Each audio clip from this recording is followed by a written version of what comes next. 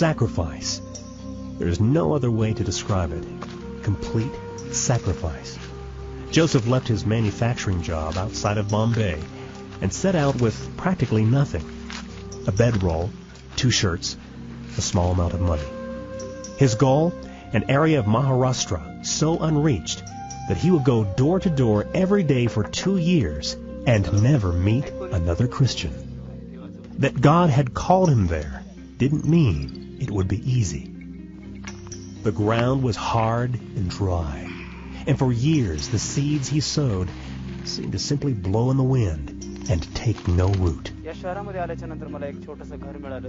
When I came, I had almost nothing. By His grace, the Lord provided a room for me in this very hostile community. There was nothing in it, only what I carried with me. I was trusting the Lord to provide, believing He would raise up a church. I just didn't know how long it would take. It was very hard ground. For such a long time, there was no response from the people. Even after months of hard work, still nobody came to Christ. Finally, I decided to begin fasting for a change in people's hearts. 10 days, no response, no food. 20 days, still nothing. 30 days of continued fasting and prayer. Still, the breakthrough did not come. Eventually, the fast had to end. Yet even this didn't cause him to lose hope. I was supplied with printed materials to hand out, but the task of getting them home was almost too much for me. The sack was full of the literature I needed, but very heavy. When I couldn't carry it anymore, I would drag the sack over the ground to get it home.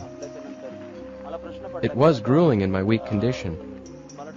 The people needed the information, and I wouldn't give up. When I finally got home, I started taking the tracts to the people. Every day I would leave my literature and share the gospel message. Town after town, village after village. Eventually I would run out of the tracts and begin the whole process again. And again. For the next 2 years, Joseph would continually offer his body as a living sacrifice to the Lord. Yet despite all his efforts, the people still were not responsive. When he was not out sharing with people, he would return to his empty room and read his Bible and pray. Hearing him pouring out his heart to the Lord made his neighbors nervous, and they accused him of witchcraft. For his safety, he was forced to find somewhere else to pray. It was then he began climbing to the top of a deserted hill about a mile from his home. God provided this quiet place of solitude. I could turn my heart to Him and not have to worry about those around me. Every day I would come here and I could see the towns and villages off in the distance, and I began to claim them for the Lord. One after another, I would lift the people up to Him. I had nothing to distract me. I would spend hours here. When it seemed the soil would produce no fruit, Joseph found strength on this hilltop. Somehow I would continue. From town to town, from village to village, I walked and spoke with the people. But no one would listen. Eventually, I thought I would go to the outcasts of society like Jesus did. I went to the poor, to the drunkards. But they grew angry and wrapped my tracts around large stones and threw them at me. Once I was beaten and pulled into a house. They told me I'd be killed for my faith. But a man came by and heard my cries and rescued me before they could finish. After the end of 2 years, Joseph was almost broken. I cried out to God to send me somewhere else, anywhere. Finally, the Lord said to me, "Don't pray for another place. I have put you in this place, and I will sustain you."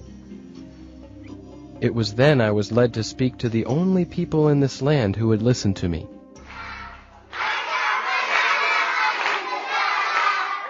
I had talked with everyone else, and they had rejected me. But the children responded differently. They listened. They embraced what I was telling them. Soon scores of children would come to my room, and I would teach them simple church songs and tell them stories from the Bible. They would sing the songs at home, and their parents would ask where they learned them. The children would tell them about the nice man who loved children and taught them. And the parents would come and talk to me. Many, many doors were opened through these children. The Lord is so faithful. He is moving. See that village? I've gone to every doorstep and evangelized there. We now have a mission started. And in that town over there, we have a church. And that town too, we have a church and another mission starting. That town, and that town, and that village over there, I visited all these towns, every house with the good news of Jesus Christ. 16 years later, Pastor Joseph has evangelized more than 165 towns and villages. The Lord has helped him plant an astounding 25 thriving churches and another 28 vibrant mission stations, all where the gospel was previously unknown. With his love for the Word of God, Pastor Joseph also helps run the GFA Bible School based in his area to help raise up more strong Bible-based pastors to lead these young churches. He also continues to meet and teach those who first listened to him. The children. 16 years ago, Pastor Joseph could have left this district, but instead, with a dedication and sacrifice beyond what many could bear, he bowed his head to the will of the Lord. And now he is able to look out over many towns and villages that will be forever changed by the good news of Jesus Christ.